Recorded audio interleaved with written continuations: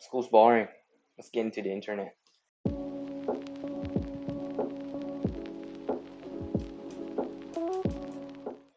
Assalamualaikum warahmatullahi wabarakatuh.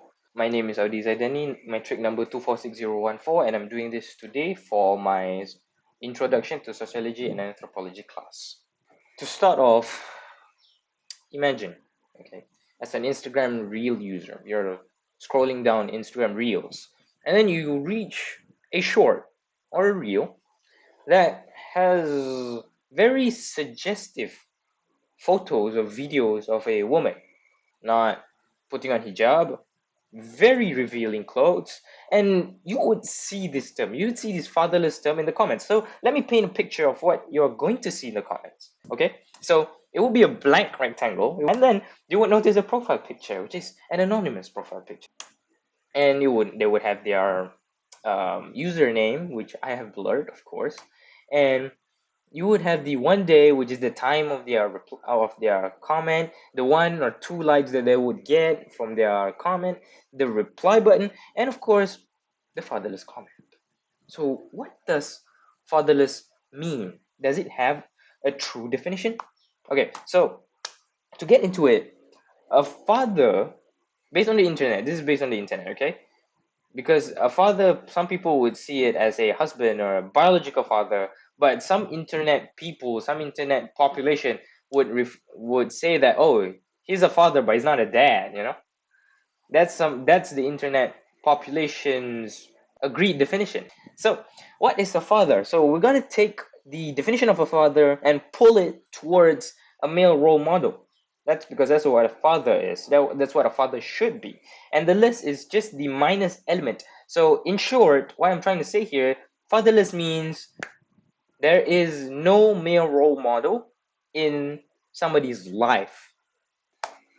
To truly understand why the fatherless term has been a staple of social issue, so I'm going to take you on my journey of understanding this term situation.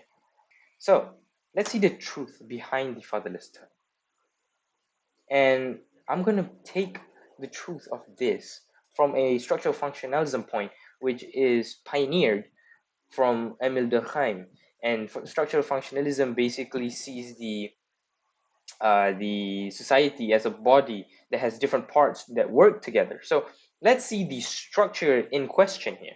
So the structure in question here is family, and the role in the question is the father, and father as in the male role model. That's what we're using father for.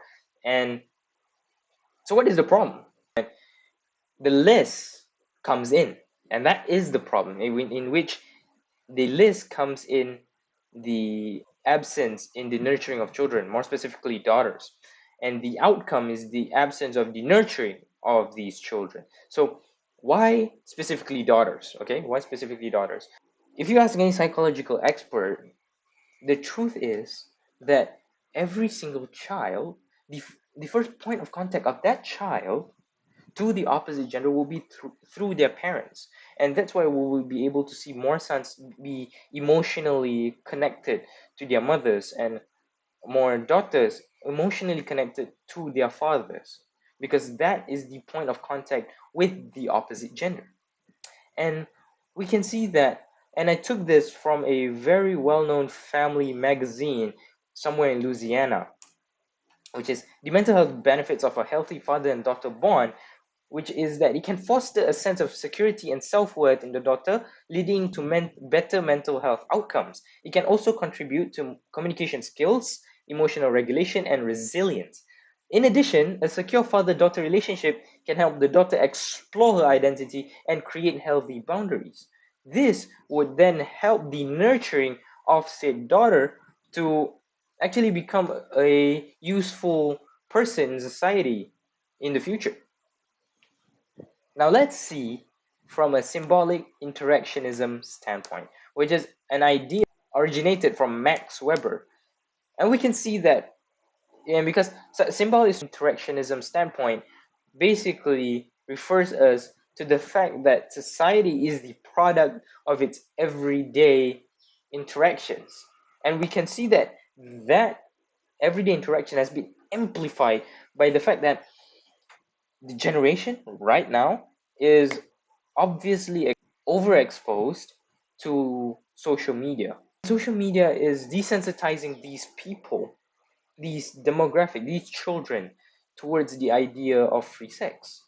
And pop culture drives that point forward and gives a major redirection from it being a simple act of love or act of indecency. And this idea of free sex, when they grow up, when they eventually get into when they eventually get into high school or college, this idea of free sex is going to actually bug them and lead them to do very haram stuff, very illegal and haram stuff, and some can actually lead to pregnancy.